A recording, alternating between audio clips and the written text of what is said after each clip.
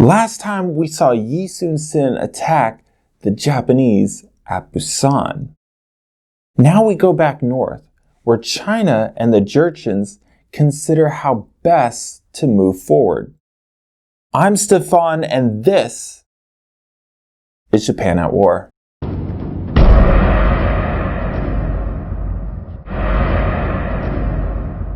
Even though China had sent out word to the King of Korea that they would have over 100,000 soldiers sent to his aid, China was in no real position to do so, and didn't currently possess the ability to invade the islands of Japan. Later on, Beijing received a letter handed to them by a representative of the chief of the now united Jurchen tribes, Nerhasi. The letter explained that they were willing to send thousands upon thousands of soldiers until the Japanese invaders were repelled, in exchange for some political considerations, of course. But Beijing turned these offers down. The emperor in his court just plain didn't trust the Jurchen chieftain.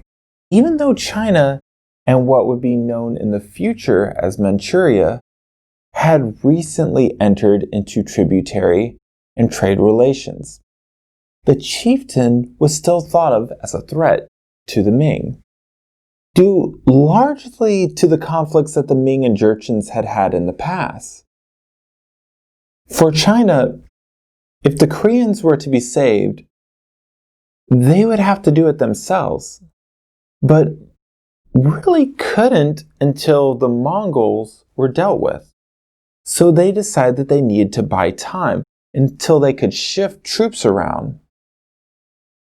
Shen Weijing presented himself to the Beijing court after hearing about the promise of silver and nobility to anyone who could kill Japanese generals and liberate Korea.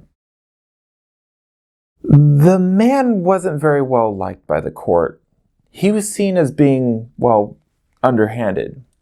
He knew how to convince people to agree with him, though.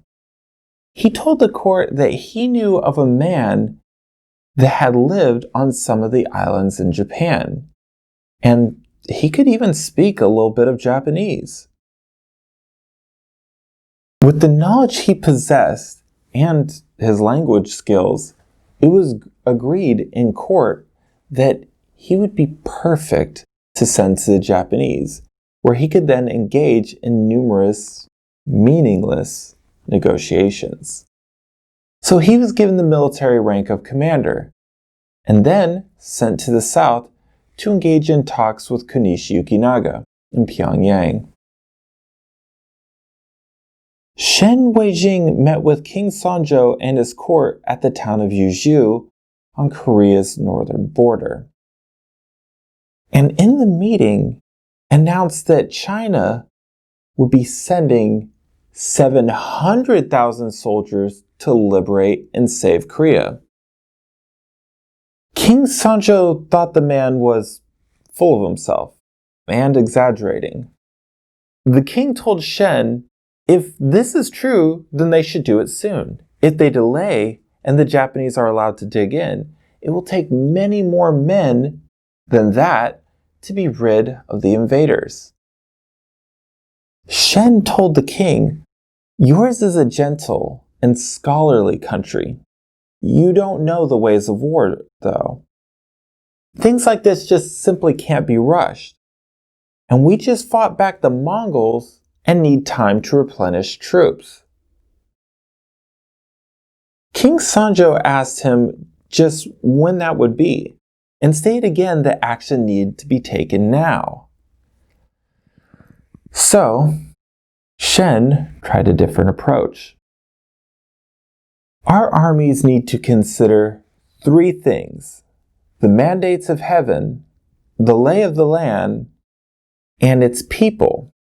These things were not considered in our first battle at Pyongyang, and this is why we lost. Surely you would not want us to lose again. The king was astonished.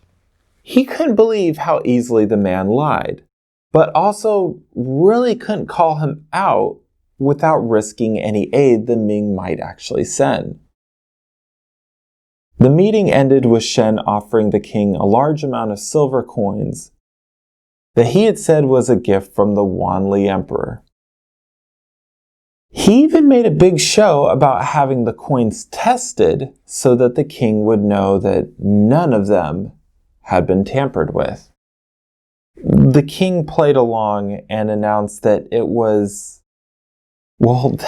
be necessary. He told him he trusted the Ming and their envoy was trusted by him and his court.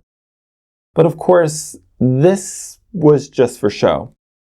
And it's said that the next day, King Sanjo actually held a private meeting and stated that he didn't trust the man even a little. Shen Weijing then went south to Sunan after the meeting. It was just a little north of Pyongyang. He then sent a letter into the city asking to speak with the Japanese commander. And a meeting was arranged at the 4th of October, around the same time that the Battle of Busan was happening in the south. Shen left to meet the Japanese with only 3 aides and no armed escort. Now this actually really impressed Konishi, who said, "Not even a Japanese could have held himself more courageously in the midst of the enemy." When he arrived in the city of Pyongyang, Shen made sure to act as confident and polite as possible. See, he hoped to win over the daimyo Konishi Yukinaga with his personality. With Konishi was the monk Genso, who could speak and read Chinese. There's not much that I could find on exactly what went on in these talks. But what I do know is that Shen was extremely uncomfortable. It was clear to him that everything that the Koreans had said was in fact true, and that the Japanese did intend to invade China. But he did not want to go back to Beijing with nothing to show for it. He needed something to show the emperor that he deserved the title and money that he was after.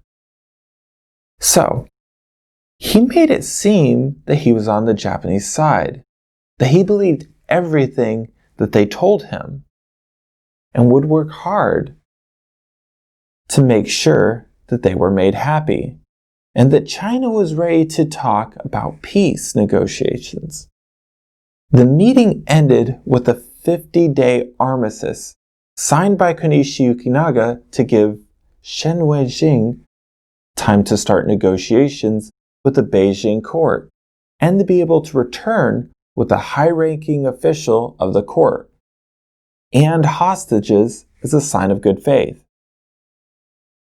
Then they would sit down in Seoul and come to an agreement that would allow them to have peace. This was extremely upsetting to the Koreans. They didn't agree to this. The Japanese, after all, were in their country. Some of the Korean commanders argued that they didn't even have enough food to feed the men that they had for 50 days. They might as well attack now while they had them. But they couldn't. Even though Shen was disliked, he was still an official representative of the Ming, and his truce was made under that authority. When Shen did arrive back in Beijing, he was actually surprised to find out that the Chinese courts were no longer interested in negotiating with the Japanese. The Ordos campaign had ended, and now Beijing could fully deal with the conflict in Korea. An army of around 35,000 was given to 43-year-old commander and veteran of the successful Ordos campaign, Li Rusong. His direct superior would be Vice Minister of War Song Ying-shang. With there really no longer a need to stall for time, negotiations with the Japanese weren't much of an interest to the Beijing courts. Shen Weijing and his signed negotiations were simply brushed aside. And he was told that he would need to talk to Song Ying-shang for further instructions.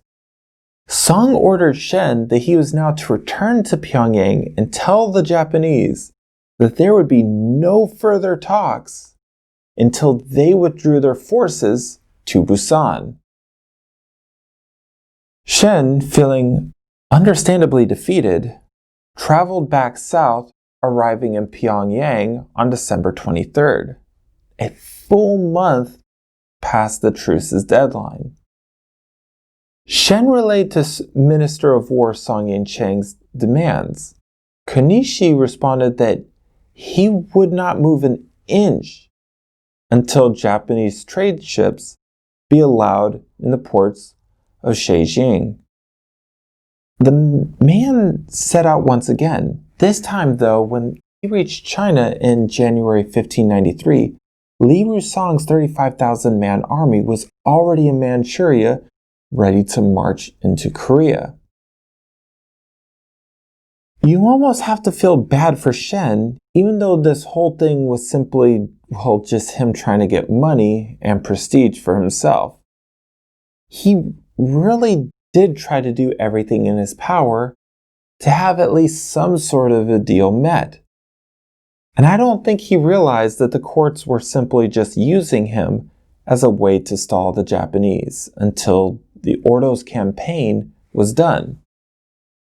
But we'll talk more about Shen in the future.